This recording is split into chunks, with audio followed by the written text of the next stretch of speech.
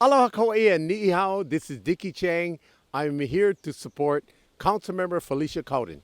Many people have asked me, why do you support Felicia? The reason that I support Felicia humbly is because she is Kauai's only full-time council member.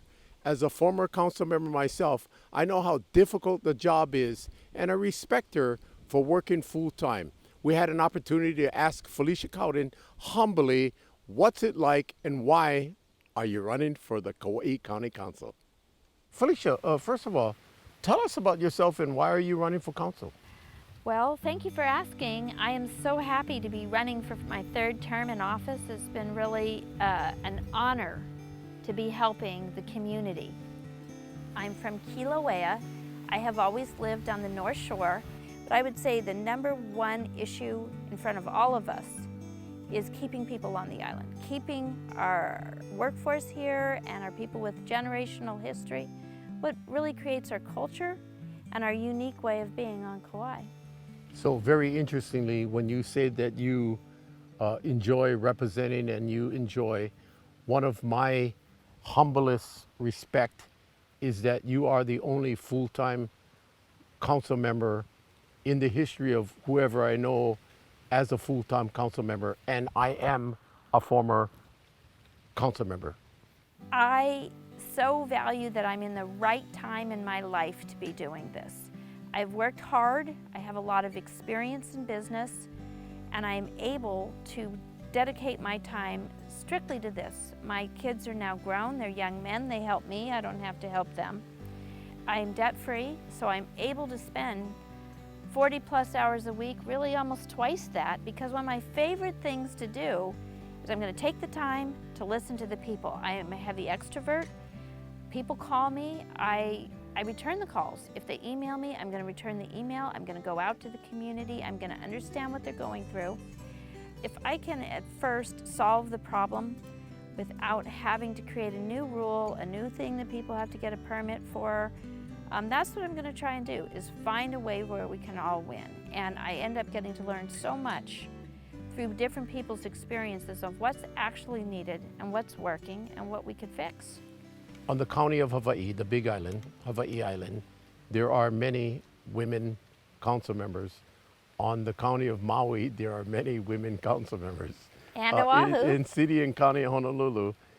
And I don't know why, but I have been blessed to work with the Lani Kawaharas, Aloha Lani, Nadine Nakamura's, and the Joanne Yukimuras of the world. I humbly and honestly will always say, we need women to be representing Kauai. Well, I'm in agreement. It's really important to make balanced decisions. You know, first and foremost, regardless of gender, we need to really look at the policy, make sure we are addressing what we need and solving challenges.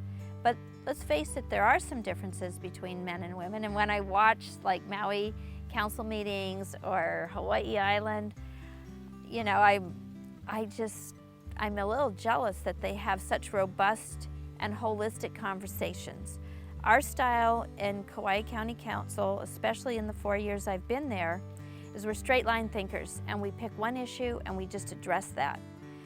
But you know, if you separate one core element, say in our housing needs, from everything else, it's not as easy to make it work. And so my background, especially that was fomented in my early times as an engineer with Intel, how you look at the holistic elements of a problem. You have to make sure everything feathers together well for a solution. And I would like to be spending more time listening to more people and really talking to all our stakeholders more robustly. And I see that Maui, City and County of Honolulu, and Hawaii, honestly, they all do that. And may or may not be because they have women on the council, but I think it has a lot to do with it. Is there anything that frustrates you? Because most people don't know that you're working with the government and it's not the private sector. Private sector, most things get done. But within government, not to slam the government, but it takes years and years and years and decades or efforts.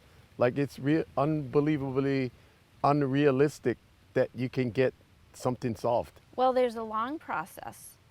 I will say in the council that I've been in, because I've attended years, decades actually, as a stakeholder or somebody with interest in council, we have gotten so much passed in almost breakneck speed, and part of that is that we don't have the people in talking to us. So your core question is, when people call and they ask for a question, what I like to do is really respect their unique interests, like having the tennis court surface. That was one I just got, right? Tennis court surface smoothed out. They might not understand that we have so many other public works needs that we have, and how far spread out we are in our finances. So sometimes that's not understood. But I really try to work to explain it to them so that they do grasp it, and to be bringing in this really key new knowledge that we need to have about, because it really, if they didn't tell us, we wouldn't know. So I would say if I have a frustration is that I don't hear from enough people. I actually really appreciate getting those emails. One of the things that I would like to let the viewing audience know is the fact that you're humbly one of the few people that will return 1,000 emails a day, or to call people, or to drive out from Kilauea to Kekaha or Waimea or Kalaea or Hanapepe or Kapa'a to meet with people.